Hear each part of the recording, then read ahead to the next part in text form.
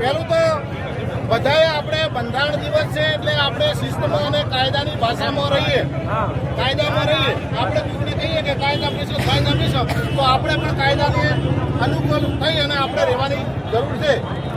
રહી વાત અત્યારે આપણે મજબૂર થઈને અહીંયા આવવું પડ્યું છે, મજબૂર થઈને. બાકી આપણે લોકોને કઈ આવો ટાઈમ છે નહીં. કારણ કે જિજ્ઞેશભાઈને જો 5-6 બુટલેગરો ભેગા થઈ અને જિજ્ઞેશભાઈ હાય જિજ્ઞેશભાઈ મુર્દાબાદના નારા બોલે એટલે જિજ્ઞેશભાઈ પાછળ ખેદુડો નથી ઉગ્યો.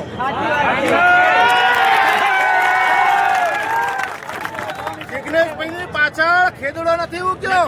અને બીજી વાત એ કે અહીંયા ભલે કોંગ્રેસમાં કે ભાજપમાં માનતા હોય પણ જિજ્ઞેશભાઈની વાત આવશે ને ત્યારે માથું આપવા માટે.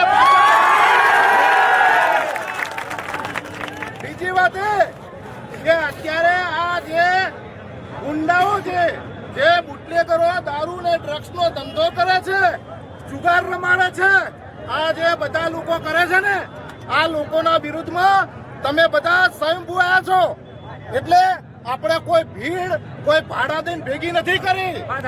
બુટલેગરો કોઈ 500 રૂપિયા દઈને બુટલેગરો બેન લાવી હતી ને એટલે તો એમની પોલ ખુલી ગઈ કે એમના સમર્થનમાં બેન લાવી અને બોલી કે અમારે તો ખૂબ વિધવાઓ થઈ છે. આવું કેમ બોલી ખબર કે એને બનાવીને લાવવામાં આવી હતી, એને મૂર્ખ બનાવીને લાવી હતી. કારણ કે બેન જિજ્ઞેશભાઈના સમર્થનમાં હતી. અમે પણ ડ્રગ્સ દારૂ અને જે આ જુગાર ને આજે રમે છે ને એના વિરુદ્ધમાં આજે જિજ્ઞેશભાઈની સાથે છીએ, કાલે જિજ્ઞેશભાઈની સાથે છીએ. ભલે કોઈ પણ પાર્ટી માનતા હોઈએ પણ જિજ્ઞેશભાઈ અમારો હીરો છે, હીરો રહેશે. કારણ કે જિજ્ઞેશભાઈ ગરીબ લોકો માટે લડે છે, જિજ્ઞેશભાઈ ગરીબ પરિવારો માટે લડે છે.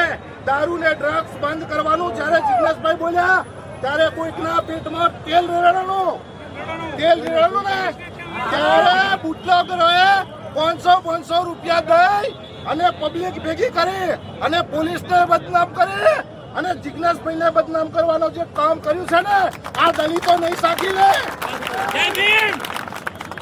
તમે જો દલિત સમાજને આમ જો અખતરો જોતા હો ને કે જિજ્ઞેશભાઈને આમ કરીએ દલિત સમાજના આગેવાનને આમ કરીએ ચૂંટીઓ ભરીએ અલા બાલ ઉતારે મળદા હળવા ના થાય.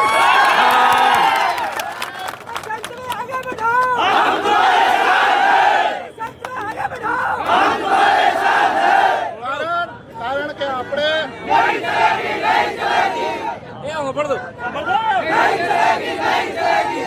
આ નારાબાજી છે ને આ મારી વાત આ નારાબાજી આપણે 2014 થી વાપરતા આવીએ છીએ. ખાલી નારાબાજી વોટ્સઅપમાં જય ભીમ લખવાથી અહીંયા સંખ્યા હમાવી ન જોઈએ પણ શરમની બાબત છે દલિતો માટે. દલિતોની સંખ્યા આટલી હોય અને જો દલિતો જિજ્ઞેશભાઈ ઉપર નહીં કોઈ કોંગ્રેસમાં હોય કોઈ ભાજપમાં હોય કોઈ પણ સમાજનો નેતા હોય સમાજના નેતા ઉપર જયારે કોઈ આફત આવે ને ત્યારે સમાજે ઊભું રહેવું પડે.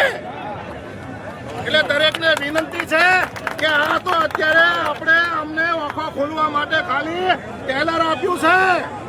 આવનારા સમયમાં જો આવા અમારા કોઈ નેતાને જો આવું કરશો ને તો ક્યારે છોડવામાં નહીં આવે.